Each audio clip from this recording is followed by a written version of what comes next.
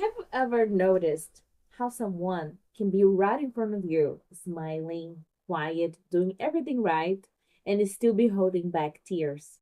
Last week, something very similar happened in my classroom, and it reminded me of something we often forget. Not everything is visible, but everything is happening.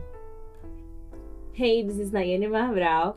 Welcome to one more video. And if you're new here, I usually share reflections about teaching, learning, and the human side of all of it. And today, I want to tell you a story. Because last week, I experienced something in the class that stayed with me. Something small, but very powerful. It has been a long time since I last taught kids, but recently I started again. And now I have two groups.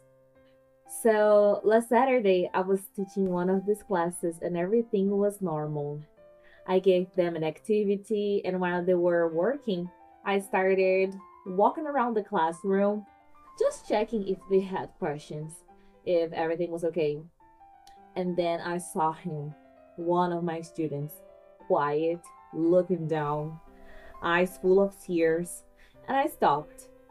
I got closer and asked him very gently, what happened? Why are you crying? And he pointed to his elbow. He told me he had hurt himself at home and he didn't have a bandage. So in the moment, I thought, okay, I need to help him. But more than that, I need to help him feel okay again. At the same time, I didn't want the whole class to notice he was shy. And sometimes what a child needs is not attention but protection. So I started to think, how can I shift his attention while I try to solve the problem? And then I noticed something. He was wearing a white shirt with Luffy on it from One Piece. And I smiled because I know One Piece and I like it. So I changed my tone of voice completely and said, I can't believe you are wearing this shirt. I love the show. And the way I said it, it wasn't about the sentence, it was about the feeling. Suddenly everything changed. He looked at me. The tears were still there, but now there was something else. Curiosity, connection. And then he smiled. His eyes changed. They started shining. And in that moment, he forgot the pain, not because it disappeared, but because something else became stronger. Connection. And I've been thinking about this ever since because this is not just about a child in a classroom, this is about people. We are all walking around carrying things, worries, thoughts, things we don't always say. And most of the time, we don't show it clearly. But if you pay attention, you see it in the eyes, in the silence, in the small changes. And here's the thing, sometimes you don't need to solve the problem immediately.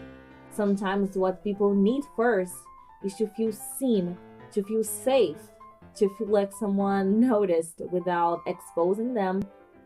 That moment reminded me that teaching is not just about content, it's about presence, it's about sensitivity, it's about being able to read what is not being said. And honestly, this goes far beyond the classroom.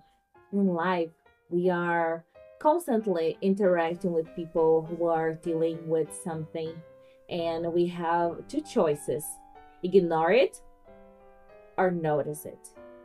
Not in an invasive way, but in a human way, of course. That day, I didn't just help a student with a small injury, I really connected with him. And maybe that's what stays. Not the activity, not the content, but the moment he felt understood. And I think we underestimate how powerful that is.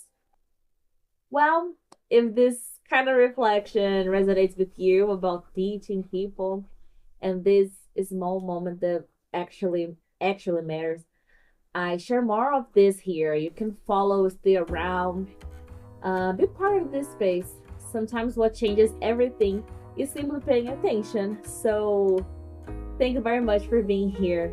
Remember to subscribe, hit the like button. So, thank you very much.